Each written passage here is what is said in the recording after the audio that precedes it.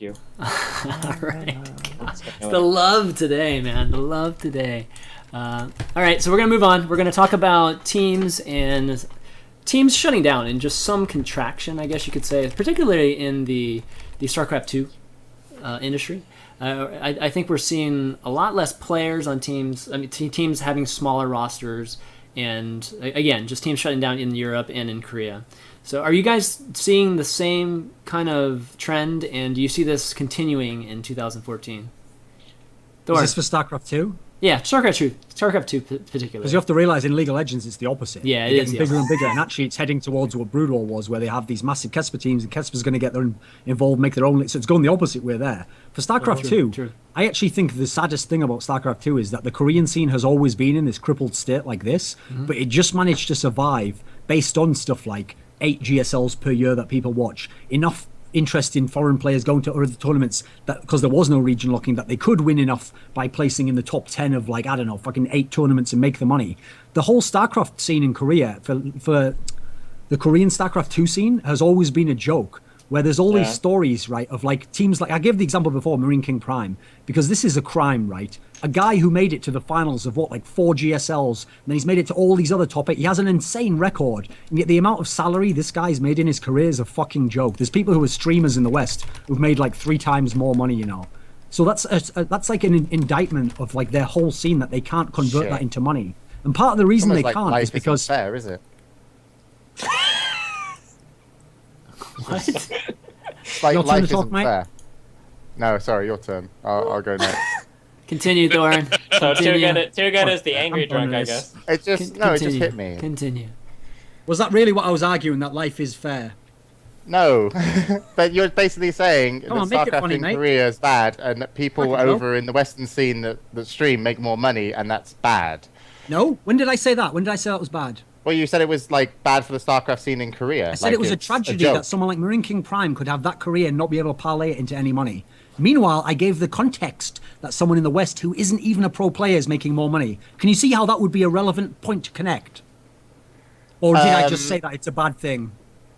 Well, you said it was a joke, but the point being is like he wanted to be a StarCraft pro gamer, and he knew what he was walking into. No, he didn't, because he came from Brood War, and so in their scene, the way the Korean society works is like this, mate. All the people who are older than you are in charge of you to some degree, and so what you try to do is you find like someone who's like a father figure, who's like the leader of your team. You let him handle all the business. You just play. That's your job. Is just every day, Marine King Prime wakes up and he just goes, how am I going to become a better StarCraft 2 player today? So his only way to be successful is he becomes the best StarCraft 2 player he can, and he hopes that this guy who's above him has gotten like the finances in place to get him money, has gotten tournaments that he can get flown to, has gotten the money for next month's rent. If that doesn't happen, Marine King Prime's shit out of luck. And that's what's happened to the whole scene over there. Even those Kesper pros who you heard about making these ridiculous salaries, that was while Brood War still existed to a degree, so the television audience was still there for Brood War. Going into StarCraft 2, maybe they can have OSLs. That's all fallen by the wayside. You see these Kesper teams dropping like flies. Now they're pro league. The guy who runs it is like fucking begging people in the West to watch it because no one gives a shit. So what will happen next is, you'd think if StarCraft 2 only existed, what would actually happen is the whole scene would collapse.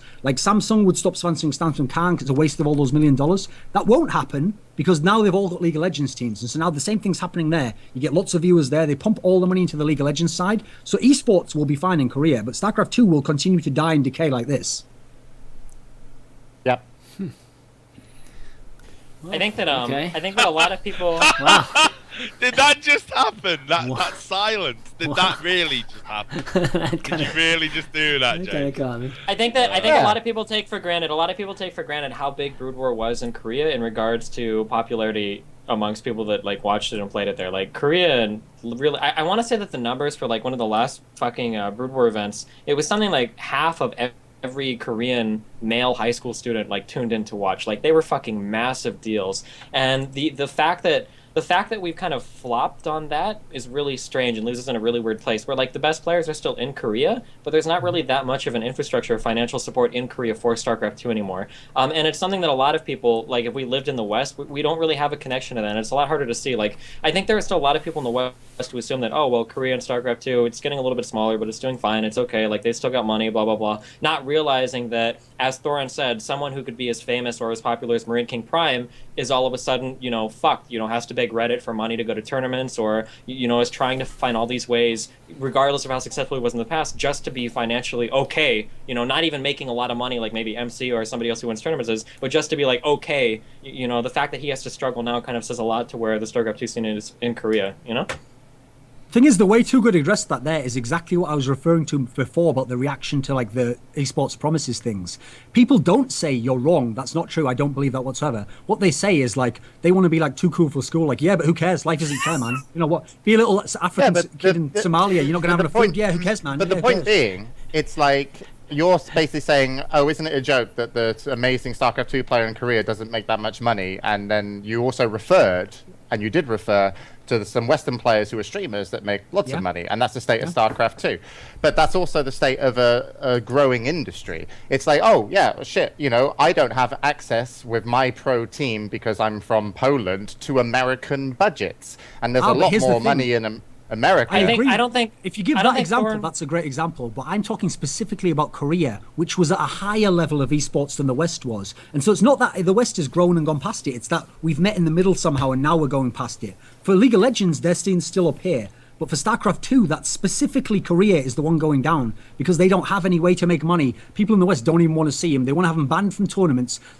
The reason I always bring up the Western example like that is because the actual sentiment on Reddit is the other way around. It's like, oh, these poor NA pros, they can't get into the top 16, They only practice 3 hours a day, but how are they supposed to compete with this Korean guy? Like, oh, the one who practices 12 hours a day or something. Yeah, I feel really sorry for this NA pro. He should have all that money, really, shouldn't he? Considering that other guy's living on fucking ramen with like 10 guys in a bunk bed. Yeah, what a fucking cunt he is. Let's ban him from the tournament, shall we? Hey, let's get fucking Desro into NA WCS. That's what we really want to see, right? We don't want to see this shit guy who's a B-teamer and who's played his whole life and ran away from the home and he had to go to Seoul and give up everything. And if he fails, he's a fucking failure in life. He has to go immediately to the military and his family will just like disown him. Yeah, let's just worry about the other guy with the big beard. I mean, he wants to get in WCS. Oh, Jesus Christ. Well, for starters, I love ramen. Wow. Well, I mean, that was a lot right there. For him. And, I just want this guy's PayPal account. That was touching. Like, where can I send money? Is that going to help esports?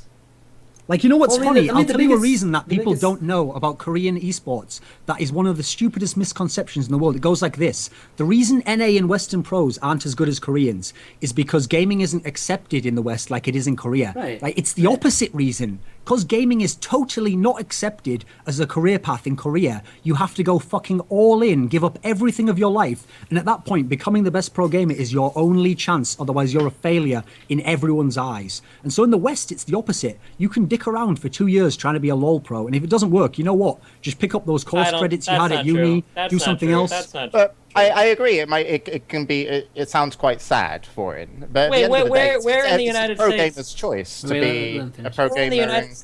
Where in the United States can you drop college for a few years to try to be a pro gamer and not have everybody think you're a loser? If you pick it up again in 2 years and you complete your course, who would even care 10 years later?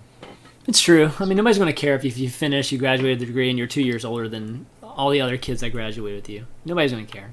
I guess, but I mean, still, that's a little bit disingenuous to say that there's like a lot of support in the Western scene for you to go and try to be a pro gamer for 2 years. I didn't say that, mate. Well, but you make it sound like not... anybody. But not anybody in the West can just drop school for 2 years and go try for 2 years to be a pro gamer. That's maybe if you're like upper middle class and your mom and dad still pay for everything. Here's the difference. I'll use your exact example there, like someone who just dropped school and he tries to be a pro gamer. Here's the difference, right? Because the Western scene is so casual in terms of the pro scene, you can actually you could be like you, okay? I don't know what you did before, but I assume you had a job while you were starting streaming or something, right? And so in theory, you could have some job or you could be doing school and you could be streaming. And in theory, you could get to a semi-pro level. Then you decide, right, do I want to go all in on gaming? If you do, maybe you go all in and you become a good pro gamer. If you don't, you continue with what you were doing.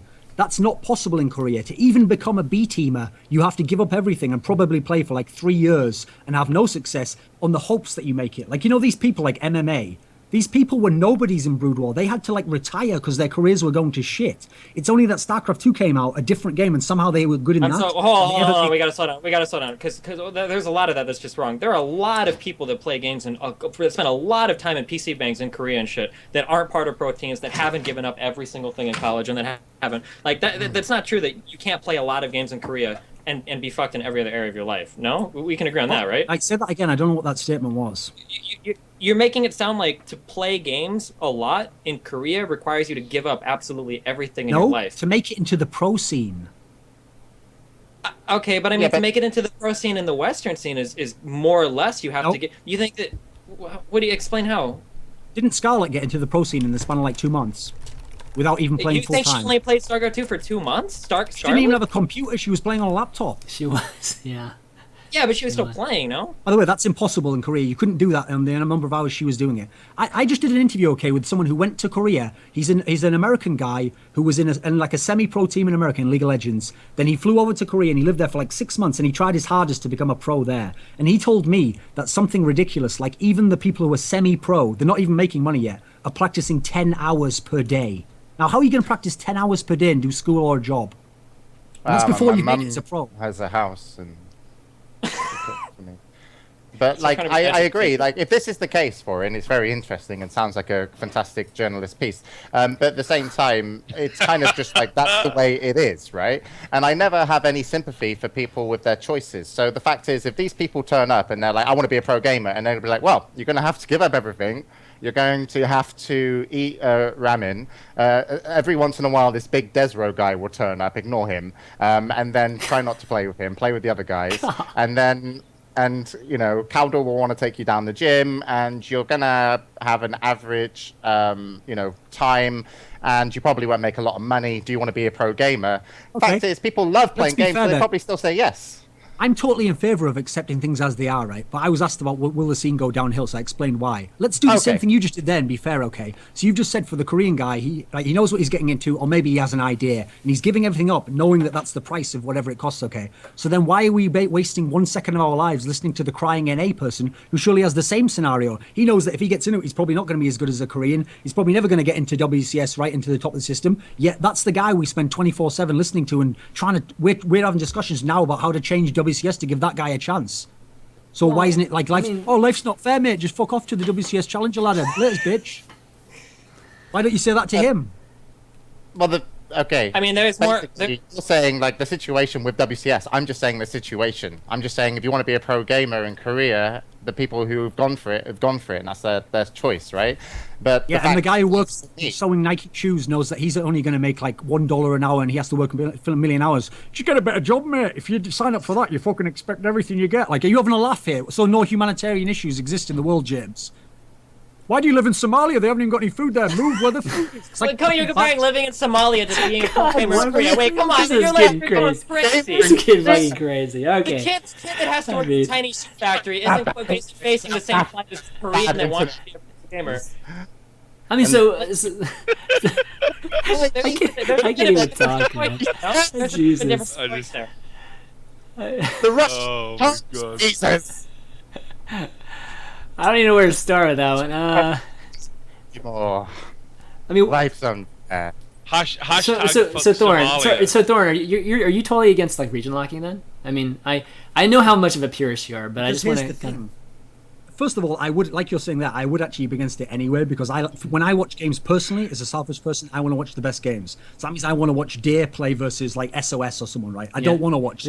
Well, I've already mentioned a million names already. Some shitter in NA that I don't really care about. But regardless of that anyway, even if we're just talking about actually trying to do the best for the scene, the reason why I say I don't want region locking is because you're fucking over the guys who are the Koreans more than you're helping the guy who's the NA guy. The NA guy at the moment, right? Okay, he's playing semi-pro. He can't get into WCS Premier Division, and he's annoyed because he loses to B-Team Koreans every time, and he's like, I've only made $100 this year. Okay, then you continue on with your life. You haven't had to give up much. So out of the choice of who am I going to fuck, I'm obviously going to pick the NA guy who has a way better life than the guy who's the Korean who's given up everything, and make it so that, like, dude, last season, do you know how much money Life made from Korean tournaments? He's one of the best players in the whole world, and he made fuck all, because I think he made one WCS Premier League, and he made it to like round of 16 once. Meanwhile, someone who has the budget, who's a Westerner, who just went to every DreamHack Open, would have probably made like, well, it might not make as much, but he'd make good money. He could go to all those tournaments. And so if you lock them into Korea, first of all, I've already described their system's dying anyway, and they've got no resources. That's like a fucking steel cage death match, or like the Royal Rumble or some shit inside there. You're asking them to like make a life out of that. How are they going to do it? You have to be super good to even get into WCS. Yeah, but some of that Well, is the culture, though. Thorin. No. 2014, they're giving WCS Korea more money, and what are they doing? They're putting it all in first place. So I mean that's has a lot to do with their fault. We didn't bother mentioning. You also got equal money for like winning WCS regions. Yeah, so it's not going to be equal money, but some of the other stuff. But second place, pretty much second place and on, is equal money because of how they're allocating the money. So it's partially, I mean, some of it has partially to do with culture there too. But but arguing against just like having NA folks be, I guess, more prominent or whatever in this more region-lock scenario is that like a lot of these people that are popular streamers are NA folks, right? And I think there is something to be gained by seeing some of these popular people achieve something or actually win something, and that helps, I think, the potential community or potential growth. How does the NA person making it into Premier League, being successful, having fans, help the Korean guy who you just locked out? Oh, well, fuck like, the Korean what's guy. what's the it's not. It's about helping the whole WCS. Does esports exist as a welfare vehicle to funnel money from the Western scene to Korea? Like, well, Right, what's our, I mean, what are No, our you want priorities? it to That's not what we're talking You want to funnel all the money back into NA. You want it to come out of NA, go in a loop and go back into NA. You want a welfare system for the West. You're a fucking socialist, bro. You live in the country that's supposed to be based off how good you are at the game and what you come from. You make it NA. You want a fucking socialism. Oh no, everyone needs to get money. All the viewers and all the money comes from the West. Korea can't sustain itself. You're talking about That's because Korean. you killed the scene in Korea that used to like to watch Starcraft. No. If you want to blame somebody for killing Korean scene, you can blame Blizzard for that, or maybe Riot for making League of Legends so popular. You can't blame the West for. You can't blame. Blizzard You can't blame the West. I don't know if you're aware of this, but Blizzard are a Western company. Okay, but fucking the average NA or EU pro gamer shouldn't have to bear the brunt of the responsibility. Like, fuck Blizzard, fuck the Korean scene over. So now we need to give up all of our opportunities for tournaments so that we can help. I mean, Thorin. Props Korean kids that decided to become pro gamers and like Korea. Like, I mean, I don't think that's fair to burden the entire Western scene with Korea's problems. Life's not Yeah, fair. but Thorin, Life's not fair. Wait, now we're gonna start this. Oh Thorin, boy! like, in my opinion, like the way WCS, like if I was doing it, it'd be like, okay, I want to create 16 positions to be in Premiership for North America, 16 positions in Europe, 16 positions in Asia, and lock them for that of America, that of Europe, and that as Asia. If there's twice as many players in Asia, you know, I'm sorry that their field's harder. Like, you know. Here's the thing. Again, it's not an either-or situation. I'll give you the solution that means that you don't even need region locking. You make the situation so good for them in Korea that there'd be never any reason for a really good pro to want to go to the West. So Tasia is capable of winning GSL in Korea, right? The reason he doesn't, though, is because for him to win WCSNA is way easier. So he's an amazing example, right, of someone who, if the system in Korea, let's say you have the 3 WCS seasons in the West, okay? But let's say in Korea, you have more money at the top placings and you have 5 GSLs. Now, he's going to stay in Korea because if he wins even 1 or 2 of those, he's going to make so much more money that as a result, all the really good players will naturally stay in Korea. And the only ones who will try and go to the other region are the ones who can't cut it in that, which is what you really want. You only want the ones who can't cut it because they're actually of a similar level to the people, and they could probably lose to like the Muslim and people like that online. They probably would lose in the qualifiers. The problem is when you get a really good player from Korea who goes, fuck it, I'll exploit this system because you fucked my system up, so now I only have 3 tournaments a year. Why don't I go play in the 3 foreign tournaments? So it's not an either or. There's a way to solve both scenarios without it being this or this. There's a middle path that actually combines both without cutting anyone out and you're talking about subsidizing a dying Korean scene that's going to continue to die, even if you infuse it with a little bit of cash from the West on the backs of the Western scene. Like what incentive does anybody in the West have to jump on board with that? League of Legends, Starcraft 2 will never take over League of Legends' popularity in Korea. And Starcraft 2 will continue to decline because of its inability to find, you know, a large fan base in Korea. Like, that's never going to change. Why should people in the West be so willing to give up their tournament spots just to kind of carry Korea along with them when we don't get that much viewership or money from that area? Yeah, I mean, I just don't think it's like giving up tournament spots. I would just have the system be like, we're trying to support the best 16 in North America, the best 16 in Europe, and the best 16 in Korea. You know, that's... Well, in an ideal world, that's true. But system of allowing... What I don't understand is this reminds me of the same argument I made before, asking Destiny about why he'd want to watch like LCSNA over like Koreans versus TSM, the best NA team versus the best Korean team. Because to me, the only reason for esports is because you really love to watch the most awesome players at the game play each other in these awesome games, and then we build a tournament around that. Whereas you guys are going the other way around. You actually do want a welfare system where all these NA players can play each other. Well, why would anyone want to watch that? Just because people do doesn't make it valid. I never said anything. I never said I'd be against a global championship, but there's a big difference between WCS NA, WCS EU, and WCS Korea all filtering into one giant tournament in the year. There's a difference between that and... Can I just say, it's business for it, okay? For example, if there's only 2 American pros that compete in the whole of WCS, because that's how good they are, but there's a shit ton of sponsors that want to put money into esports, into American players, but they can only sponsor 2 because one of them's Evil Geniuses and the other one, I don't know, Team Liquid, then you're hurting the scene more, in my opinion. Yeah. If you allow... You know what else would hurt the scene is, say in Korea, right, there was this massive organization, let's call it the esports industry. Let's imagine these companies somehow had massive national companies that are the biggest in Korea, sponsoring their teams, sponsoring their leagues, and they had televised leagues. Let's imagine that company wanted to run their own Starcraft tournaments. So they're saying, right, we want to provide Starcraft tournaments as well, and we want to see if people will watch them on our channels. Let's imagine the developer of the game said, you can't do that because I'm not giving you a license to run this. And as a result, their scene collapsed in on itself, died off to the extent we're at now, and then the only solution was something created by the person who created the problem, which is like, my only solution that I allow for this is WCS, and my name is GOM, and we're going to do this. And so that's the only solution. It's GOM or nothing. You can't have the other thing because you've already let that die and missed its window. So it's the same exact scenario. It's just business, mate, except it isn't, because it's not a free market. It's someone running a monopoly where they've decided the route it's going to go down. I mean, you just set up a false dichotomy right there. You're saying that it's either I just explained what in subsidized... StarCraft 2 happened, mate. No, I know, but now you're saying that there's only 2 options. We either carry China or carry Korea on our fucking backs, right? Because Blizzard destroyed the industry, or fuck all. That's it. Korea has to die, and then like that's it. You're saying that we have to do. Nope.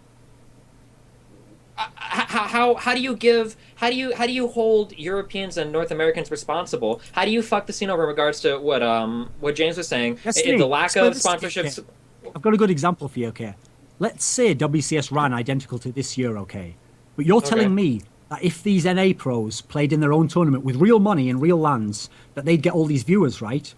Well, then why don't we just hold some MLGs? Because surely they'll get so many viewers that the success will be more, because no one wants to watch Koreans play and it'll be all so great. So in that case, why is the scene itself not already flourishing? Free market, remember. The people will decide what they want to see and the money will get put in there. You could already have this without having to do it through WCS. Yet you want Blizzard to pay the money themselves directly because it isn't there. It's not true that people would watch these tournaments. It's not true that if Shoutcraft was a LAN, that it'd have more than GSL. That's total bullshit, because if it was, it would exist in and of itself, because Blizzard don't deny licenses to American companies. So if all of this is true, why doesn't it exist outside of WCS, mate?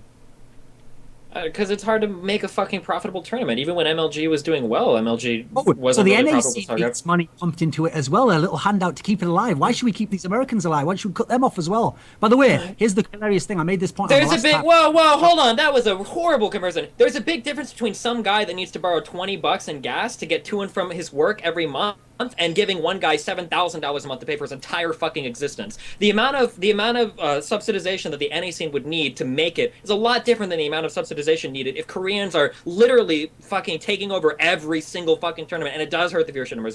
There's a big difference between those two worlds. Don't try to say that those are the exact same thing. His own region-locked tournament for NA people only, that is a LAN, and he's having such success because all these NA pros and streamers, and it'll make the scene so good. Where is it, Destiny?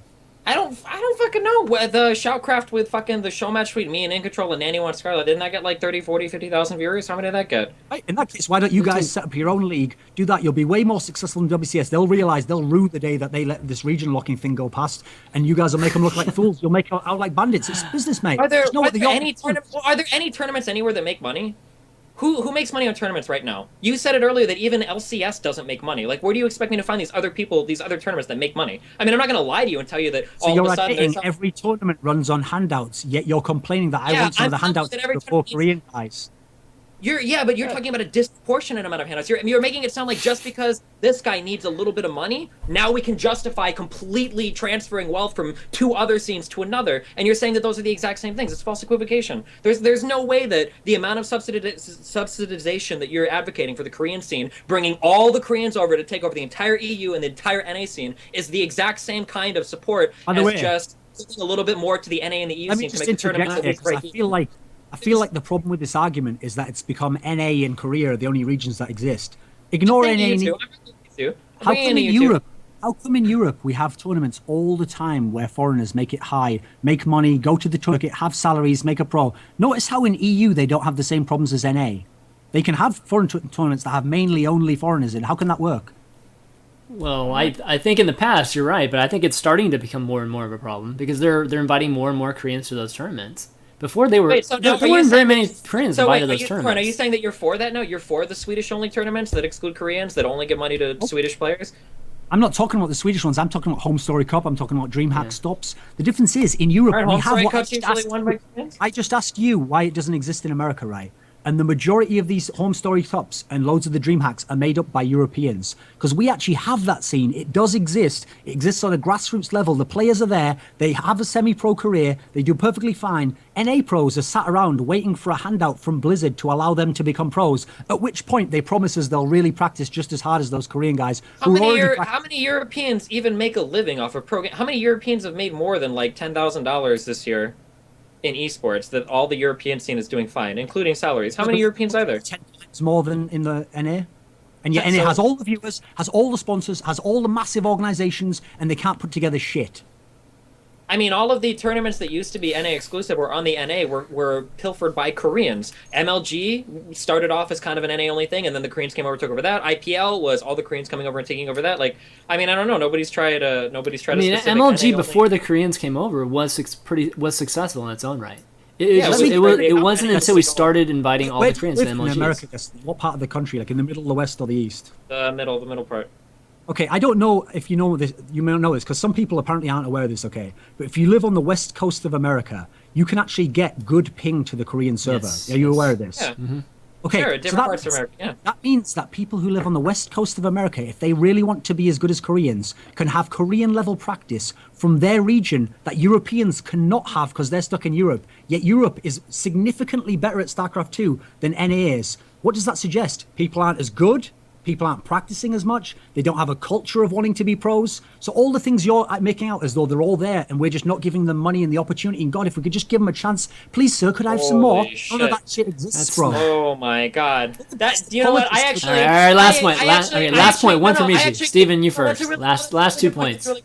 Because I've always wondered why every single person in the United States isn't like a rich and successful entrepreneur. Like everybody's got a library, everybody's got a computer. You can just go to the library, computer, Wikipedia, all the shit you need to know. Go open your own fucking LLC, start your own business, and be like a rich as fuck person, right? Because that's exactly the kind of point you're making. Like to say that some random person in North America is just going to move to the West Coast, ladder in Korea, and all of a sudden be at the same level of Koreans, people who have been fucking congregating in these jizz-filled 10 guys in one bed house for the past like fucking 10 years of gaming. That's an insane fucking statement to make. The level of infrastructure, the amount of practice, the culture surrounding pro gaming in Korea has been well ahead of NA for a long fucking time. Like just because we can get a decent connection to the ladder in Korea doesn't mean that we're magically going to just throw a bunch of people on the West Coast, have them hop on the ladder for a year, and all of a sudden be spitting out Korean tier fucking players, no? I mean, that's a bit of a statement to make, I would think. A bit of a stretch. I only ask you to explain, how could it be that Europe doesn't even have access to that practice level, yet is producing more good players with less viewers, less probably players overall? I think Americans play the most in nearly every game. It's the same in every scene. European players make that much money. I don't think they're. The mad thing is, mate, I made this point to you last time that you didn't seem to understand when I came on the show before, which is that the same problem exists in all games in NA. So in League of Legends, their pros are worse than the Europeans, who are worse than the Chinese, who are worse than the Koreans. Yet in League of Legends, you make way more money in America. You have way more opportunity. You have way more everything, and you have all the viewers. At the end of the day, you can lead a horse to water, mate. You can't make it drink. I don't understand what's the final point you're trying to get to, Thorin, apart from saying North American players are shit. I think you're overrating EU a lot, too. Like, I think you're overrating EU a lot. Oh, brilliant. I'm not going to lie to you and say that. Okay, this. All right, let's end this. Let's end this. This is it. They are nowhere near the level of Koreans. Not even fucking close, man. All right, this is it. We're ending this. This is not going anywhere. So we're gonna need to move on here. But lots of great arguments there. So let's move on to studios. Kind of the rise of studios, especially in 2014. I'll just go ahead and mute myself for this, so you guys can talk for 35 minutes about some bullshit. You guys just spent like 15, 20 minutes on that. What do you mean? So let's talk about studios. So James, you up if any North American player gets good at a video game. What'd you say? We'll ring Thorin up when any North American player gets a video game. We'll signal him. Don't worry. Okay, all right. Scarlett's doing awesome. Yeah, Scarlett's been doing well. Oh yeah, I forgot that girls are now equal to men as well in video games. Did you know that, James? There's a girl who actually placed really highly this year. It turns out it's not genetic to be good at games. There's actually a girl who's just as good as the best men. And if you say otherwise, you're a piece of shit. She's high on my list. Oh boy. Yes. Go. Oh, are we talking about that, or are we talking about the other thing? Because if we're talking about either, I'm just gonna drink. Can we just drink? All right, let's. We already suggested it's a subtle way for James to talk about the fucking good studio for like 35 minutes on a show he never even was scheduled to be on. He's so angry. How can Thorin, you be this it's angry? all right, man. It's all right. We're not just talking about the good studio. We're gonna be talking about just general a lot of content nice studio. things about a lot of studios. For It's too bad I got in your way there. All right, let's talk about studios, and there are a lot of other studios except for the DreamHack good studios. I mean, there are other things like Clouf has their own studio too. Kind of want to see what you guys think about Clouf and what they're doing over there. But in general, do you about Clouf? Well, oh yeah, let's do that. But we'll do that I haven't heard much about Clouf. Let James get his plug out the way, because Thorin's kind of right about the plug thing. Well, I just want to say that one of the best studios that I've seen this year is Face It. Face It?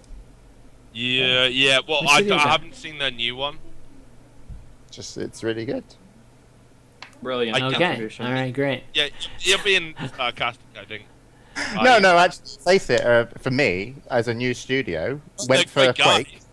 Yeah, but the thing is, they were smart, right? They wanted to build a studio. They didn't challenge anybody else. They went for Quake. They started with Quake, did a great job, and then they went for they done some Counter-Strike Go, right? And DDK. I think weren't you there, Richard, as well? I've been there. They paid. I got paid to do some casting, if you can imagine that. Yeah. Yeah, and I just think as a new studio, they're one to watch going into next year if they're going to do more.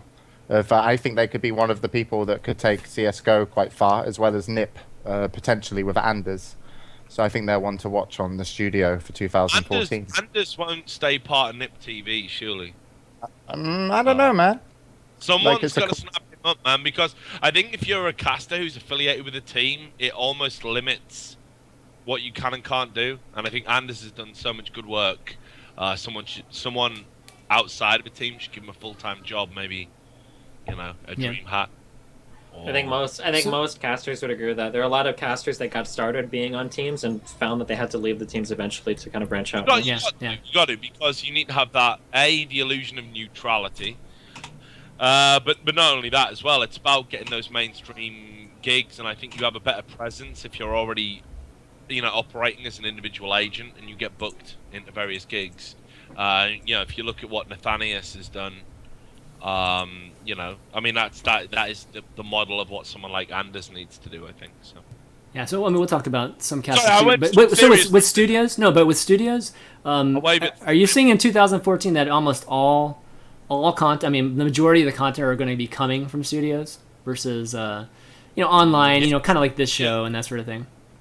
Everyone's going to compete, and it's going to be almost like TV stations. Yeah, I mean, everybody's trying to be the ESPN of esports, right? I feel like that's the thing. Holy goal for like 10 years. Like, everyone always used that phrase, but now it's an achievable goal. So what we've got is, at the moment, you've got studios like, and I'll definitely let James talk about it. That's the plug right there. We'll about the good studio and the DreamHack merger, but you've got guys in Clouf coming out, you've got the ESL Total Entertainment with their studio, and eventually what people are actually going to be looking to do is broadcast like a regular TV station, every day, fresh content, people in the studio, new stuff. I was offered a job recently, I won't say who with, I had to pitch a whole thing of building a studio. No, Clouf did invite me to their thing, but I just thought, I'm not interested in that circle joke, not at all. Everyone else wants to drop their pants and here you go, you can fuck me in the ass because you've got money. If everyone else wants to do that, that's cool. It's not for me. I know you want to talk about broken promises in esports. Wow. You were saying before about how it's okay to say the truth about if something's fucked up. So we're all just going to pretend to be morally superior while Clout is funded by like fucking Colombian drug lords, Eastern European pimps, and North African gun runners. We're all going to pretend like that's legit. But are you saying you're anti-drugs? Are you saying you're against actually. legalization of Can you drugs guys in explain? Yeah, can you guys explain to me, because that's like literally I went on the website and there were lots of like Korean head CEOs, and then they had some guys from Switzerland, Germany who were like marketing and sales, and then there was Frodan doing videos of girls and stuff. And I said what is clout, and then someone just said money laundering. So has anybody done actually any research into where money comes from into the company, or how they started, or anything? I believe miscellaneous journalists are looking into it. It follows a very similar financial model to what Azubu was doing. But one of the problems you've got is if you want to find out anything financially about anyone who's based in Korea, you need to be a Korean citizen, even just to access their equivalent of Company's House. So it's very difficult. What you need to do is follow the money when it gets to Europe. And of course, by then, it's already gone through various filters and whatnot. Now, certainly, I would never, as a serious journalist, I'd never say that Clout was run by, I believe it was African pimps, was the phrase Duncan used. And that might turn out to be true. Look, I'm not convinced. There's a lot of people with their hopes on this company. I mean, there's a lot of people, especially from NASL, that are over there right now. Well, we've been here before, haven't we, James? Haven't we? You know, I've seen what people. Yeah, well, people who come into esports with a fuck ton of money. I mean, I don't have a high taste for Clout. Like, really, yeah, me either. I mean, I'll tell you this about Clout, okay? They invited me to their thing, and they made quite a big deal about me going. I turned it down because I fully expected to get to this 5-star hotel at the launch, and it just not be, hi, I'm Richard Lewis. I've got a booking here, and just have security taser me and pepper spray me and possibly gang rape me if I was lucky. But yeah. Whoa, what happened? Shoot. Yeah, it was like, I don't even know what it was. Wasn't it a 5-star? No, it weren't 2 stars. Yeah, it was, but the point is, it's not like, it's a hotel. It's like, whatever, 5-star. Yeah, but I mean, like you make a statement of intent if you book a 5-star hotel and invite people for it, right? So anyway, I said no, because I didn't. Hold on. Wait, hold on one second. We're having some video issues here. I turned on my webcam. Yeah, turn on your webcams again. I think maybe we crossed the 4-hour barrier. Here and God, like I think we're gonna say we crossed the screen. Restart it. I think hopefully we won't have an issue with Skype. The Skype video call thing. There we go. Yeah, I was expecting to get total plutonic reversal. So anyway, so I said I'm not gonna go, and then it was like I looked at what they did with DreamHack, which is okay. The guy who's in charge of Clout is meant to be this esports expert. He had 6 months working for OGN, and that is, if you believe his CV, the entirety of his esports expertise. And they didn't invite... So they invite a bum like me, but they don't invite Robert Olin. And then they use DreamHack materials to promote their shit. And they overlook that. They seem a very amateurish operation. And they obviously don't know as much about esports. Like, if you think inviting Richard Lewis over Robert Olin's a priority, you're not very clued in about the lay of the land.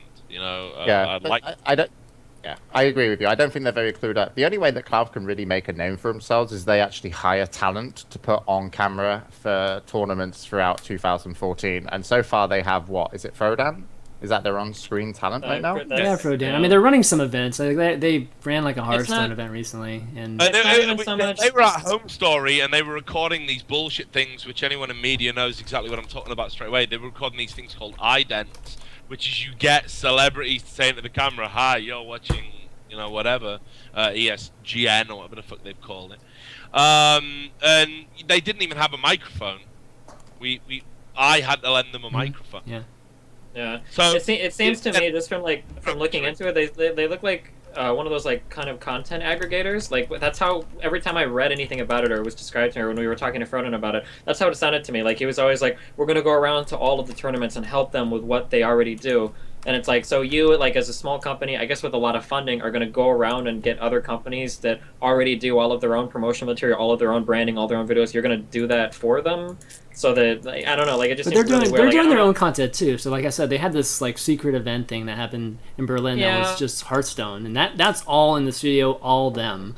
So they're Okay, doing I mean, a I little guess bit of that's both. good, but I don't know what. It'll be hard to see, like, have the quality of content that they can actually produce on their own before you know if they'll be, like, a serious contender or in the position to help anybody else or do anything, you know, They serious don't have for any anybody. talent. That's their problem. If you're going to have a Yeah. studio, Yeah. the most important thing is talent. I mean, And I mean, they've already had, like, that major strike against them. Like, you know, their lead director thought it was a good idea to use copyrighted material from fucking DreamHack in one of their promotional videos. Like, that's already, like, how do you start off on that foot? You know, like, it's already pretty fucked up.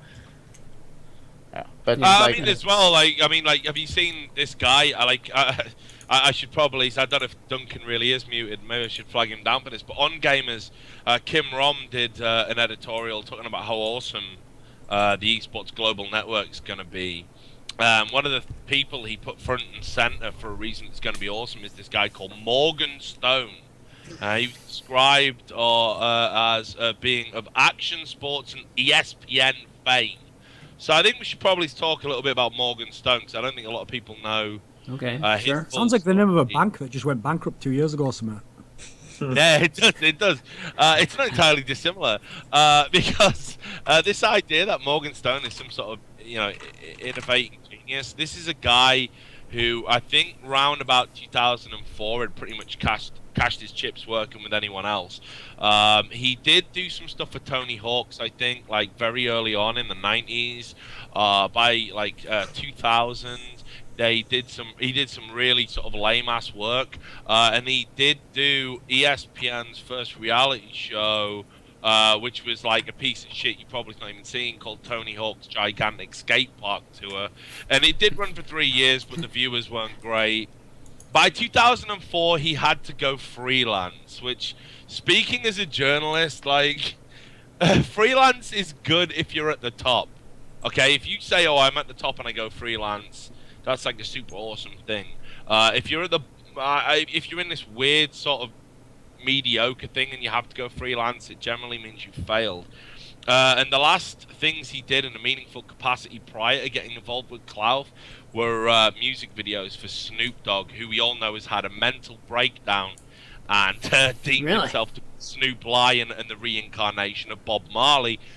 So, you know, I just don't want to get carried away with this whole Cloud, you know, ESGN bullshit, because, you know, we were there for CGS, and I saw something very similar. CGS, we were like, "Oh, we've got the producers from Robot Wars." Like, they're gonna make an amazing esports show because they know how to have, you know, remote controlled cars with an axe sellotape to the top, chop each other up, and we should all be super grateful about their contribution to esports. So yeah, I'm not really sold on this, and I know obviously OnGamers are getting in bed with them. And I know ESL are getting in bed with them because they're flashing around a big checkbook now. But I think eventually we're going to find out some shit about them, and I'm not going to be dropping my pants. So I don't think they'll be here in 8 years. I just don't think they're going to produce anything good because they're not in a position to produce anything good. They don't have any talent, and they might have money, but the fact that most of the talent is already booked up for studios next year, if you think about it. Like, name like a good, like a talented guy that, you know, should be part of a studio that isn't. You know, it's very hard to name a couple. Like Nathanius is maybe like a freelancer, Starcraft, who, you know, could be. Maybe. But We don't know how many of those people have been promised to WCS next year either, though, too. So. Well, you know, there are a lot of players that are trying to cast right now.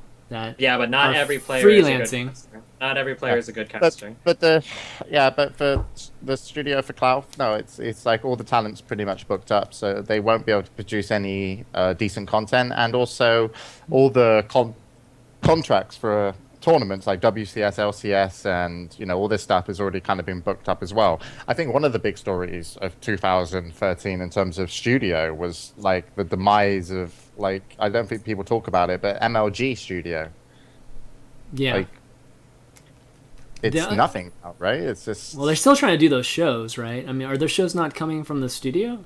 I think there's like, yeah, but it's nothing because it has no impact in the sense that I saw like a weekly roundup one that was, that was a show with that guy who used to play FPS games. What's his name? I'm having a brain fart. You're talking about the esports. God, what's the name of it? Something with C. Chat. What's it called? What's the I don't know. But either LG way, show there's thing a that was chick and called? some guy, and they do like a weekly roundup or something. Yeah. It's just a summary. Yeah.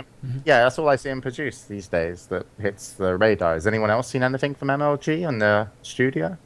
Well, I mean, Axel used to do these really casual things from it, but other than that, after they're gone now. I don't see much of anything from them. And they're doing like a live streamer too. I mean, they have a live streaming service and stuff too now, right? So that's interesting though. Yeah. But anyways, I think again we're gonna see like a ton of content. I think from a lot of these studios, and 2014 should be pretty interesting. I mean, it should be great from a production standpoint. Actually, Thorin, last point. I mean, you kind of started things, but any last comments on the Cloud Studio and anything like that, or? The Cloud Studio is another example of the fact that if you have enough people who are liked within esports, it will totally change the way people react to it. Because all that happens is people who are insiders in esports make the snide little jokes that are in-jokes that no one really understands about Cloud. But no one really goes in on them. No one really suggests they're total criminals and all this sort of stuff. The way they did about Azubu constantly, and even the people who say they knew Azubu was money laundering, that was just speculation at the time, but they were willing to slam that all over websites, comments on Reddit all the time. But if you hire a few people, like some casters that someone likes, or a host that someone likes, then because no one wants to rock the boat and fuck things up for that guy, then everyone will just like, oh, let's just give that one a pass. It's unfair. We have to give everyone a chance in esports. Like, who gives a shit? I mean, this is the whole journalism thing coming up again, right? Nobody wants to. But that's the only way that Cloud will make a mark is by getting the personalities. Big personalities, yeah. Okay. And I don't know if they money launder or what, but until someone tells me, I don't either. But it's like, otherwise, what's the fucking point? Yeah. Okay. Yeah. If they don't get the talent, they won't. How much money they have, it won't turn anything over for the community to enjoy, which is and I don't think they will get the talent because it's already booked. So that's, I guess, Cloud. Good luck to them. Okay. What about Esports 7, Richard? Weren't you guys going to do a studio, or is that not happening? I got mixed feelings about it because, and I definitely won't talk too long about it. I just okay, feel, cool. Resources-wise, while we might be one of the bigger, if not the biggest, esports companies in the UK, we're not really going to compete with, Cloud with their money in the short term. Definitely not with DreamHack. So it's like we thought about it, but I'm also really sort of getting a bit fucked off with the whole, like, on the one hand it makes sense, like, oh, you need to be present in the esports space and you need to stream and you need to cast and you need to do this and you need to do that, but like doing stuff like this, it is a fucking constant reminder of why no one in the right mind would do it unless you're just going to come out with a popularist bunch of bullshit. So I don't know, like, maybe we get a studio, but I don't think I'd want to be heading that particular project. What about Streamgasm? They're great guys. They've already been poached. Streamgasm. What happened with Gareth, the reason Trash Talk doesn't happen anymore. And I was quite proud of Trash Talk because I felt as proof of concept. People have been saying for ages, like an esports phone-in show wouldn't work. You wouldn't get the callers. It would just be trolls. We used to do it a long time ago, right? He had a pretty successful show that was call-ins. But this is the thing. It's like it was something else than call-ins. I don't think anyone had ever done really. I mean, not to make out like I'm some sort of fucking godhead who come up with an original concept. So obviously, a phone-in show is far from. It's the complete opposite. But I think what you do is you would present a guest, or you can call in and ask them a question. What I was talking about was literally just doing a phone-in show where it was like talk radio. Like, your opinion was front and center, the guest was front and center, not me, not anything else. And I was surprised it worked, and we only got to do 10 episodes, and I wanted to do more.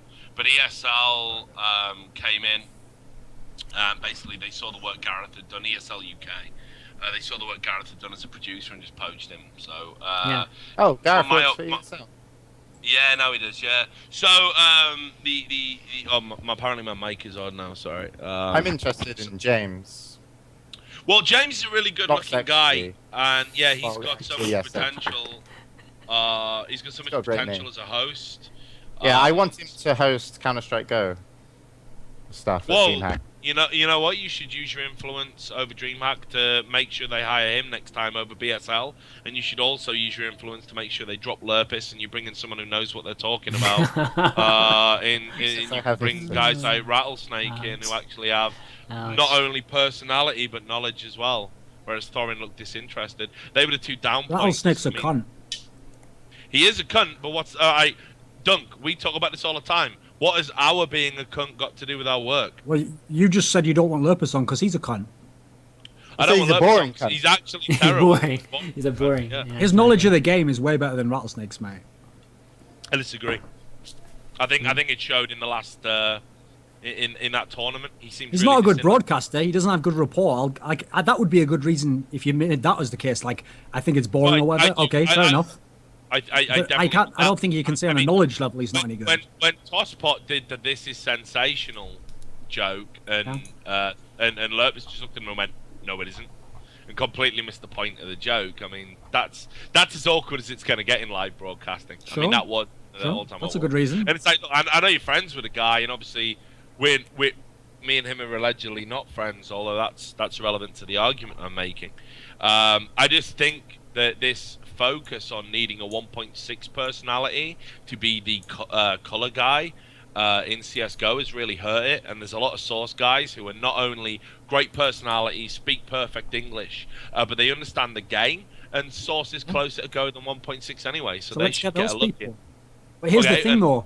And DreamHack- Rattlesnake, DreamHack did the best job I've seen of anyone of actually trying to collect people who they thought knew about the game and knew about the scene, etc. And the caster, like the number of casters was excellent. Meanwhile, I like some of the people who cast for ESL, but ESL have some people who shouldn't be casting CSGO. Either it's not their main game and they've just come into it later and they're like, yeah, but I used to play it 7 years ago. Yeah, no one cares, mate. But Totally either you're wrong. going to do that for every game. We have to hold everyone the same standard. You agree, right? All the big majors for CS should actually have the best, like the most entertaining people, the most knowledgeable people, the most, and like the ones that people want to watch, basically. Yeah, I agree with that. Yeah, but here's the thing. I think one of the things we're definitely getting waylaid, so I definitely won't labour the point. But I think one of the things with that was like the people who nobody right. Here's where DreamHack showed weakness in putting that panel together. BSL is a Scandic personality who's had nothing to do with Counter-Strike in such a long time. Like Jonas is a great dude. I really respect his work. He's a real journalist. He was a journalist outside of esports. I've got a lot of respect for what he's done. But he was a guy I know he just shouldn't have been there. He's like not relevant now in all the ways it's possible to be not relevant. BSL ticks all the boxes. So he shouldn't have been there. So there was a good option to bring in a good host. Unfortunately, Red Eye was already spoken for. Actually, I heard that the people at ESL were told they're not allowed to go to DreamHack, and the only person that could was Apollo because I did his contract. Yep, I heard the Yeah, same I mean, thing. Wow. I heard that too. Look, I did hear that. I didn't want to necessarily drop that on air, so that's cool, James. Yeah, I did hear that as well. So now that that's out there, maybe that's something worth talking about. Well, I basically heard some of the ESL people would have wanted to come and done some CSGO or other stuff there, and the only person that could was Apollo. And the reason I know Apollo could, because when he turned up, like I was like, "Yeah, it's just you," and he's like, "Yeah," and I was like, and because I helped with his contract ages ago, and basically, he's like a freelancer because he's like still kind of self-employed, but with a contract that he does DreamHacks because he had DreamHack prior going to ESL to do WCS. But I yeah, mean, so- when you talk on that line, though, right? I get what you're saying. Like, as a purist, you want like the people who should be doing it and the people who deserve it, obviously. And there's people it's annoying if they're good and they're not getting picked up. But I'll give you an example, okay? So whether it's just because I'm on this show, a lot of people like you guys, if you said, "Oh, like I did a good job at DreamHack, okay, and I was good on the analysis desk," There is zero chance I will ever be hired to do that sort of analysis role for anyone except DreamHack. In fact, I would have never even gotten a look in at that position. And yet, by the way, I could have told you 10 years ago that I could do that role, because that's almost like what I'm suited to do in terms of my style. But I would never get a look in because people at ESL don't like me, people at other tournaments don't like me. Oh, they don't know about me. Fair enough if they don't know me. But as a result, I got a look in from DreamHack because they're different sort of people. You did do work for IEM before. Yeah, and let's just say some people there weren't big fans of it. There were some who were, and there were some who weren't. Let's just say it that way. Who?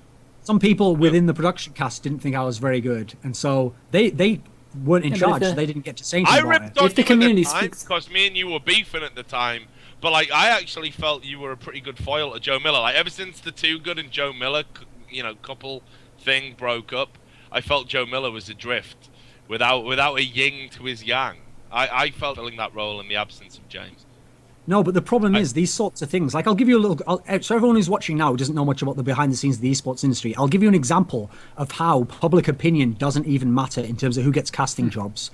So when I was doing this casting for IEM in CS, okay, I think I was pretty good, but I even acknowledged a lot of the public. There were lots of people who said I was shit and that I shouldn't be hired and I don't know what I'm talking about. And so I used to sometimes go to the people behind the scenes at ESL and say like there's a lot of negative comments like, are you sure you want me to keep doing casting for you could probably just get someone else. And even if I wouldn't think they knew as much, they'd be more popular, you might have more viewers on the stream. And they were like, no, we think you're doing a great job.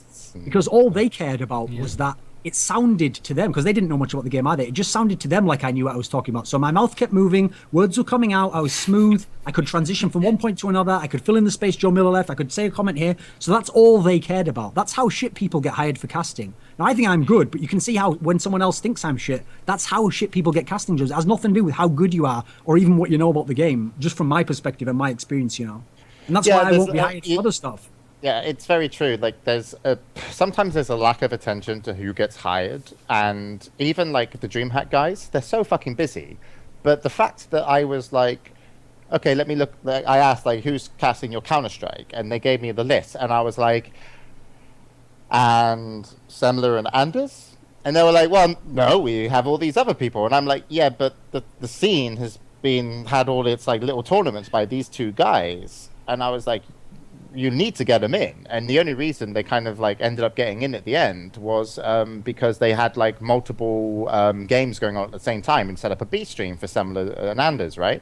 And at the same time, I walk into the office and like Ponderosas, he's like, one of the guys who like, I think can choose like who's casting and stuff. And he's like, fuck Anders. And I'm like, what? And he's like, fuck Anders. And he's like, we just, like, I was like, okay. And I was like, why? And he's like, well, because we posted this amazing tournament and everyone's just complaining there's no Anders. And he does, and I was like, have you ever seen him cast? He's like, no, because he's too fucking busy. Like, he has to work. And I'm like, but like, you should have seen this. So even DreamHack, like, they don't have a complete overview of what would work all the time because they're a small team and they are overly busy. And like, one of the things that I do gotta for say DreamHack, though, if you're responsible for making the decision about who casts a major tournament and you don't even know who they are and you don't even know... Yeah, well, that's one person. Obviously, like, there's another guy, Thomas, there, and Hellspawn, and etc. That'd be like me saying, if I got asked about a question in the show and I went, I don't know, I've been busy working. But like, I couldn't punch that. But a lot of the... Sometimes, like, I can see why people don't make the right decisions from watching DreamHack work. It was like I was in a meeting and I was like, for ASSRG Dream League, I was like, right, I want to get I want Andy to be our main commentator, who's a really good Dota analysis, and he can actually do play-by-play. And I said, but because the rest of us are really quite shit, we're actually going to bring in another person because Bruno can't carry the cast as a duo, so we're actually going to bring in Pyrian Flax as well and have him on there. And Hellspawn was like, I think Pyrian Flax should do play-by-play. And anybody who knows Dota 2 will tell you that's the most retarded thing that you'll ever hear. That Pyrian Flax does play-by-play commentary for Dota 2. It's kind of like saying that if you were casting with Joe Miller for him, that they ask you to do play-by-play. And Joe does the analyst, right? That's sure, kind of thing. And so when I heard that, I was like, no, Andy will do play-by-play. Bruno will do kind of more statistical things about the game and the heroes, and then Pyrian Flax will ask questions as well as, make some noises over kills to bring some excitement, because Andy's play-by-play isn't very, like, over the top exciting. And so I can understand why some of these companies are literally doing what you say, where hire people where it sounds good without a lot of knowledge. But to have a lot of knowledge, you have to watch a lot of streams and interact with the community. And so that's the crazy thing about this fucking industry, dude. In basketball, okay, if you work in the NBA, odds are you probably like basketball. We live in a fucking industry where people can be following the esports. They don't watch the games. They used to follow a game 10 years ago that's a totally different genre. They don't even watch the tournaments or the team or even games of their own players. Not only that, but if tomorrow ice skating's the big sport, they're like, let's change the NBA to National Ice Hockey League. Like, what the fuck is this? Like, what kind of sport is this? If you want esports to become a real sport, how about get some people in who actually care about the games? Is that like a good starting gate? Yeah, exactly. And the more people that are able to do that, the better advantages they have. And so, there's we didn't have much money at the Good Studio, but we understood the games and we loved playing them. So we had a really good reputation because we made sure the show was, likable to the people that enjoyed the game as well as the casters. And, MLG, sometimes they were like, well, this guy's big on YouTube. And you saw some of the backlash, which was, hey, give me good commentators, not YouTube personalities. But that's essentially her MLG long term, and benefited, me, who went to DreamHack. I know obviously it's the bad part of it all, but I do want to say I have my doubts about Tosspot as a caster, but he was fucking brilliant, really good. That Quad V class kind of shined through, and I think that's what's funny is that everyone in the public was wrong on this as well. Because actually, what's funny is me and Tosspot getting hired is actually an example of the failure of the esports industry. Because by the rules we've just set up here, we shouldn't have been hired. Because Tosspot doesn't really watch CS:GO much, and I'm universally hated as a boring cunt who loves the sound of his own voice and never shuts the fuck up. So we should have never succeeded. We never should have been hired in the first place. Yet the end result of the tournament is everyone like, oh, I always knew those two would be brilliant. They were so good, great stuff. Hire them again for the next one. What criteria are we using? It's all over the place. Well, yeah. I mean, it's DreamHack, right? DreamHack's always going to be... DreamHack's been doing things opposite from what everybody else has been doing for a while, so it's... Thankfully, we have an organization like that doing those kind of things. Are we heading to the ugly? To the ugly? Yeah, we're getting there. Yep. Good or bad. Do we miss anything out of the bad? Let me check. Well, we've been kind of just combining everything, honestly. Yeah, we've kind of given. I've given up on this, the bad, the ugly stuff. My life for a bit. That was cool. That was good therapy. Let me just make sure we didn't miss anything. Really we could talk. We could talk briefly about. I wanted to talk briefly about just Bitcoin, just because I know Steven's been. Oh no, but that's in the ugly. That's in the ugly. If you on your list, ChanMan. Worst event you worked at this year. Oh, okay. We're gonna go through this. I figured we would just skip over it. But if you guys want to talk worst event you guys worked. You seem to really want to tell us. Biggest regret this year from James. Biggest regret this year. All right, we're doing biggest regrets. Third beer at Home Story Cup. No, shit. Scarlett bought me Jack Daniels, not beer. Oh, my bad. Okay, sure. And she was very lovely, and I appreciated it. She's a lovely woman. Oh, God.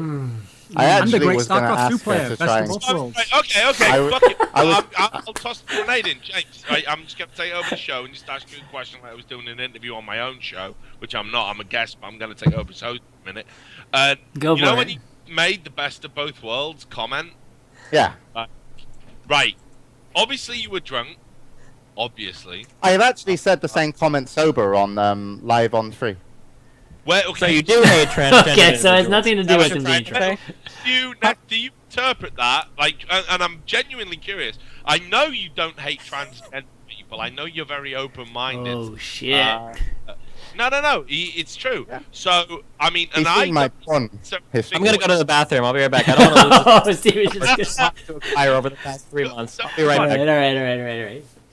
Seriously. What was... After you said it, were you expecting a reaction? No,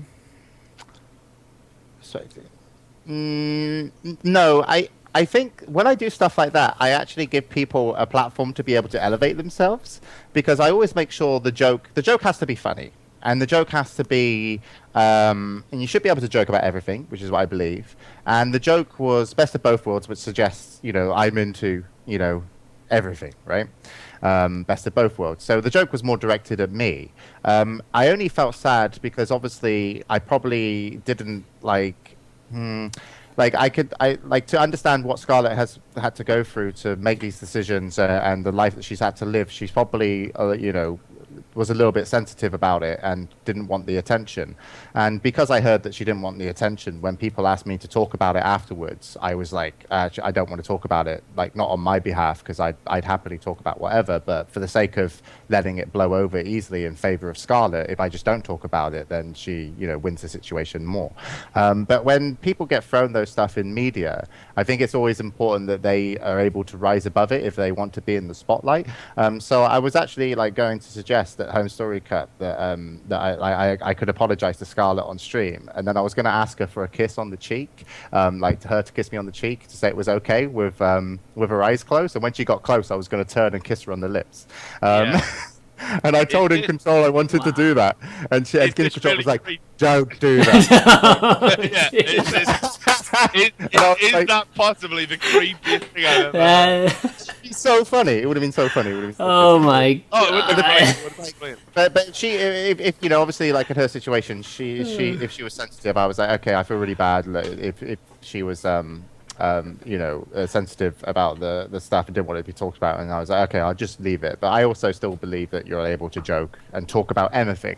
So I didn't really mind any of the feedback I got, good, bad, or whatever. And then, so, at the end of the day, she's awesome, and she keeps playing StarCraft. Kudos to her, and yeah, best of both worlds. She's a beautiful lady and a StarCraft pro gamer. She's got it all. I mean, this is the thing, though. It's like, right, I was sort of in line with where you were until I read the comments that she posted on Reddit, and it was like, I'm not okay with anyone mentioning it type thing. Yeah. And I was like, well, I don't... look, on the one hand, I don't know if that's about being in a really privileged position, like you get to dictate who talks about what, when you want. But on the other hand, I do understand exactly like yourself how fucking difficult it must be, especially in this particular industry. So yeah, I was really torn on it. What I didn't like was the whole On Gamers farmed out article. How can we have a dig it too good? That was, I mean, Slash. We talked about this on another show, me and Chris. But yeah, definitely. Oh God. Yeah, that fucking article. That right? It was so much bullshit. Two things. You're talking about the On Gamer article. Oh God. Yeah. Two things. The first thing. Was kind of more. I didn't want to give it to him, so I was like, yeah.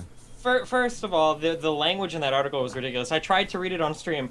I had to pull out the dictionary like 8 times while I was reading that article just to understand some of the words. Have you ever heard of the word quiescent before? Best of both words? Sorry, no. No, like just that article was ridiculous. My favorite part about the article was the end. The desperate begging for can you link that article? The last it says if James would like to come on. Like we eagerly await your reply, James. Like we'll be here to talk to you about it or something like that. It was like the biggest fucking clickbait, the biggest please give me attention in my entire fucking life. Holy shit. Yeah, it was yeah, that was the title as well. Why silence can be dangerous to esports growth. Holy Oh, that's right. That's what it was titled. Oh, I forgot about that. Holy shit. Asshole needs to talk to Cassandra Deca 7 Core. That title is outrageous, but it doesn't matter. Slasher wrote it anyway. So let's Thorin, can you confirm? Something Slasher wrote. It wouldn't be that conspiracy. But serious, guys, what the fuck? Like, that article is like hideous. Journalist to journalist. That is. All right, so we're gonna talk about biggest regrets right now. You guys, biggest regrets. Richard, you started off since you wanted to talk about it. That article. No, wait, we won't carry it on. Biggest regret? I know, because I feel like I've already qualified it by saying I wouldn't have wrote the shit earlier. Okay. I know, yeah. Okay, here you go. Right, I'll just go out and go full emo. Biggest regret? Still working in esports. There you go. Wow. Right. Yeah. No, and here's why. I love working in esports. here's why that's particularly potent. I had a job to go and be a proper sports writer. I had the chance to be a football columnist for a company that was owned by a big publishing group. It was about 3-4 months ago, and I turned it down. So yeah, biggest regret. Should have took it, 100%. That's really sad. It's not though, is it, James? Nah, you shouldn't, because some people make it in esports like you do, and some people do work that isn't necessarily gonna allow you to have a career off it, like I do. And you know, I just, you know, you hit a certain age, it's like it's fun when everything's a fight when you're in your 20s, when everything's just a fucking struggle and it's a fight and it's a battle. When you hit your 30s, man, you're just like looking at, oh, I want a family, I want a nice house. All of that mainstream pathetic bullshit. I just want 5,000 rated in ranked MMR in Dota 2, and I'm 31, so I don't know what you're on about. You've aged better than me, maybe. But yeah, I'm a little bit older than you. Yeah, right, you know. So yeah, right. biggest regret, should have got out of esports because it fucking sucks. Damn. Esports rocks. Ouch. All right. Who wants to go next? Steven? Biggest regrets? I mean, I like esports. I have no regrets. Hashtag no regrets. You got to understand, by the way, Richard, just your comment there is going to damage your people's. I know, exactly. I mean, it's like I fucking regret being here, but I'm going to write an article, and everybody come look and listen and read it. It's really good, and it's about esports. It's the thing. I'm not. Do you know what? Going into 2014, not bothered. Like, not even bothered. Like, don't read it. Do read it. I'm gonna require like almost an adrenaline shot just to write something. I'm so bored of it. Like, beyond bored. Like, even sitting here for like how many hours? I just feel like, you know, what the fuck am I doing? Like, I'm just having an out of body experience, looking at myself, thinking, what an asshole. So fuck you. Oh my god. Whoa. Okay. So serve as therapy for you for the rest of your esports career. No. Well, you know, however long it lasts, right? So. Yeah. Thorin, any regrets this year? Thorin, yeah, I'm not the host. Thorin. Saying, yeah, sure, add Too Good to the call. It'll be fun. What'd you say? Add Too Good to this call. Dude, you're really angry at me. Like, only really now have you come back round to smiling. Like, it's taken a while, like for a bit there, and it's really hard to talk to you because what you do is you just say, you go rant, something career, and then you ask just a question off the back of it, and it's like, well, I haven't understood half of what he's fucking said, but he said it, and then he goes, and so what is your solution? And you're like, to your anger management or what's going on in Korea? It's hard to discuss with you, Thorin, but you know, I've enjoyed it. I have to say. Okay. James, any regrets? It still says more studios in 2014 on the stream. Keep in mind that we don't want the show. We don't want the show to go on all night, less James. studios in 2014. And less of these shows. Yeah, sorry. Less of these shows. Can we just do that? Suicide Watch stroke regrets, because apparently if you're honest about esports being a waste of time, you're suicidal. Hey, I don't think I like esports. What the fuck? What? It's not a waste of time for me. I pay my bills. Yeah, pay your bills now, right now. Oh shit. No, but I mean, you know, look, you'll always be relevant, Steve. Hell yeah, I'm gonna be fucking Heroes of the Storm Pro Gamer for years to come. You're smart enough to know how to stay relevant, but you know, imagine if you weren't, man, and you were trying to, I don't know, do something of worth. God, that would be horrible. Wow. You guys are so depressive. Esports is really fun and like. I think it is. What's hilarious is I could do a whole 5-hour show talking about what's awesome about esports, but every topic so far is like drama / community / what are the devs doing wrong. It's never about the people playing the fucking game, what games they played. Like, did anyone see that series that fucking Deer played with Jadong at WCS Global Finals? It was awesome. It was one of the best series I've seen in a long time. Really awesome play. We haven't talked about any fucker who actually pressed a key in on a server in esports so far. Well, the problem is like. Okay, well then let's go there. Let's talk about the fun ladder games. What good ladder games are you guys playing? Because I just played an awesome ladder game earlier today. Terran fucking wasted my third. I fucking annihilated him. My headphones weren't even working properly. It was that cross map thing, and I wasted it. So I got 20 points. I gained a few ranks in GM. What guys are you in GM? What rank are you guys doing? How are you doing in the ladder? Oh gosh. Okay, so Destiny, was there the one? Do you watch many StarCraft 2 tournaments? I was for a while, but I haven't. The past couple of weeks have been really fucking busy for me. But Was but there yeah, one I this was, year that was like really held your attention, like a match that was awesome, or a player that you didn't expect him to be so good and they're awesome now? My two favorite moments in esports from this year from tournaments, to give them to you, Thorin, because I know you appreciate this, was the final map at the International, where S4 dream coiled and they base raced, and it was amazing. Can't remember the other map so well, but that map was sick, and that was one of the best moments I've seen. And the other best moment I've seen was our Toastis versus Crip at the Hearthstone Blizzard. That was awesome, and Artosis won. And then like Tasteless, he came running up. He's like, "Bro!" And Artosis is like, "I just fucking won!" And Tasteless lifted him up, and Apollo was there, Adebisi was there. I cried. On a scale from one to nerd chills. On a scale from one to nerd chills. Crip was a fucking idiot. Crip was an idiot. I was rooting for Crip, and I was like, "Come on, Crip, you could do this." Because I watch his stream. He's like 10K people watching him, and he's always like, he's like Rip, and everyone's like, "Oh Lord, Rip." And then like this guy had one charge left on his fiery war axe, and he had an ooze which would have killed it, and he didn't want to play the ooze because he thought he might have another weapon. But if he played the ooze, he would have stopped the free damage coming through. If he stopped the free damage, he would have gone another round, and he would have won, and he would have beat Artosis. It was amazing. It was clutch, and I remember where I was when it happened. And that story is another reason why I fucking hate esports right there. That is the worst. Like, what were we even talking about there? What? Serious? What the fuck? What just happened? Like, oh it was a memorable moment. I just wow, want like, so fuck. beautiful because there's so much to find your passion in, and I found mine in Hearthstone, and Artosis playing against Crip. So the thing is, there are actually moments that are awesome. I know you're even being sarcastic, but that's not even. I love it. It's not even permeating the anecdote, like in terms of making the anecdote seem less physically repulsive. It's just awful. It's just awful. No, I liked it. It was awesome. Anyway, fuck you guys. We all loved it.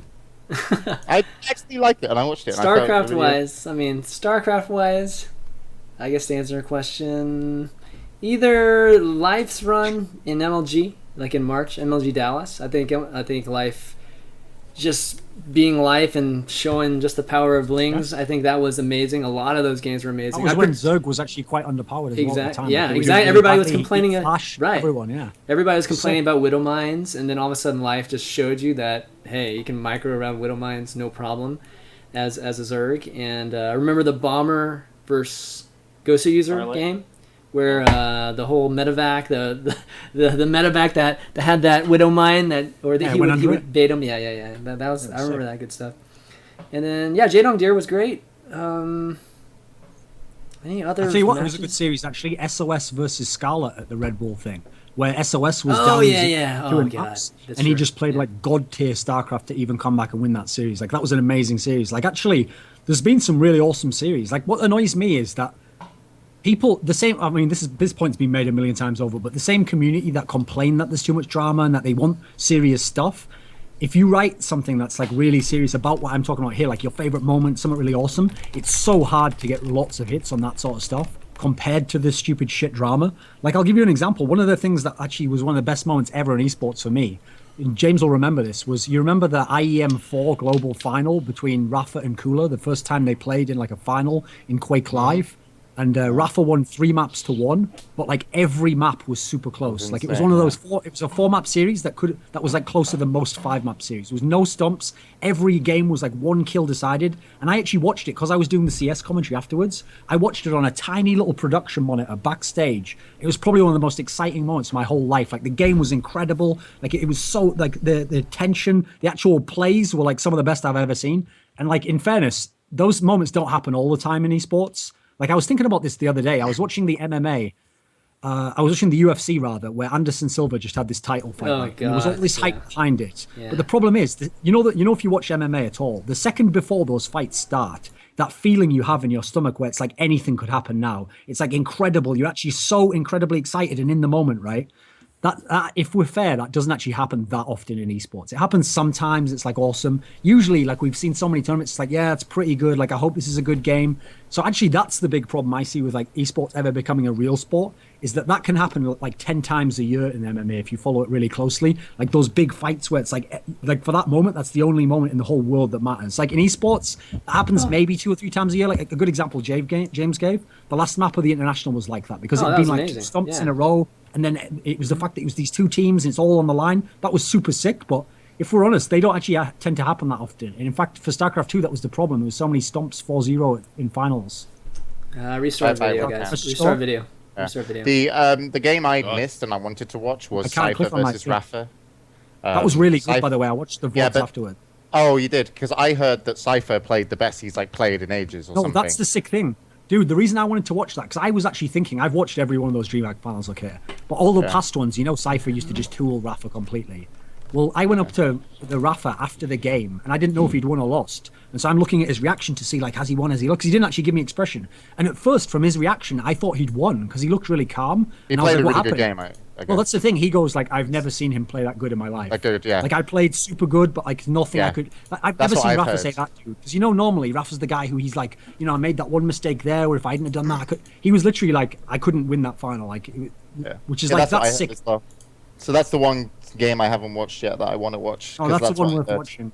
Yeah, because I just heard Cypher's played, like, amazingly. Like, his LG was fucking, like, out of this universe. Yeah. But, you know, credit to Cypher. It's still amazing to see him win tournaments like that. So, you know, in Quake. So. Dude, Quake players are proof that you don't need all this entitlement of a full-time salary and time off school and all this stuff and a house and a gaming house. These guys have figured out how, in 2 weeks, to peak absolute peak form we've ever seen in the game for a LAN event. That's how incredible these... I mean, admittedly, they've been forced into that because they don't have all this life, but it's amazing. Like, the number of times I've seen Rafa and Cypher play their absolute peak level, like 3 years after the game ended with real salaries and stuff, is amazing.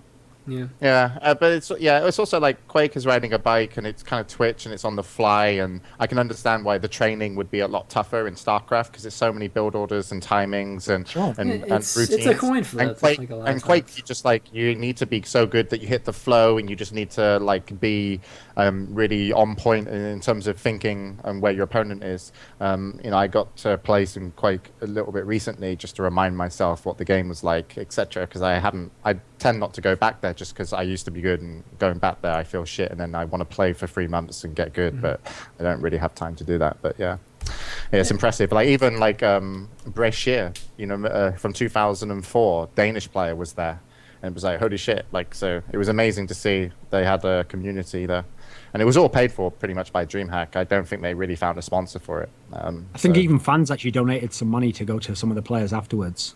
Yeah, the great thing was the Quake community. What they did was Memento Mori handled it. He was kind of appointed to handle it. So what they did, because there was only prize money for top 4, so the community donated money, and then they gave it to 5th onwards. So everybody who turned up got pretty much money. Oh, nice. That's which was awesome. So yeah, they're a mature community though, Quake, and you know they're nice guys. So they ran that nicely. Just to sum things up too, it's like as much as like I love StarCraft 2, I do have to say my favorite event this year was TI3. TI3, I think the finals were. It just reminded me the first time I ever watched Esports, because I don't know Dota super well. I mean, I've played Dota some, but I don't know it like I know StarCraft 2, right? So you have this kind of newness to it, not really understanding everything, and just the fact that like the superstars were very prominent to me in Dota 2, at least at the TI3. It just brought back like these really cool feelings, and you know just really getting the energy up when I was watching it. And I was actually at Disney World. I was like in the hotel watching TI3 from there, and I was trying to catch pieces of, I think the WCS finals or season finals was that same day too, right? So I was like watching esports the entire day on my phone while at Disney World or whatever with my kids. And that night, I remember like I was the only person up, and I was just like jumping up and down watching that match. So, you know, it wasn't a StarCraft 2 thing, but that moment was definitely something I won't forget. Richard, best event esports moment.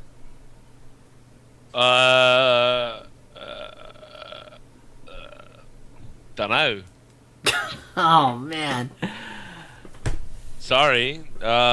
He wanted just to skip the whole good part. He's lost his passion, hasn't he? He's just say it was when Destiny beat In Control for 1 Bitcoin in that show match. Hell no, yeah. I mean, don't get me wrong, that was awesome. I really like the way you timed the win with the last Thanks. stroke. I ejaculated just in time. It was beautiful. God. I You don't remember? That- Like, you don't actually have a game that you cared about this year, like a match you No, were really on it was. about? No, do you know what was fucked up? Like it should have been DreamHack, but my guy I was working with, his dad died. He got crushed by a helicopter.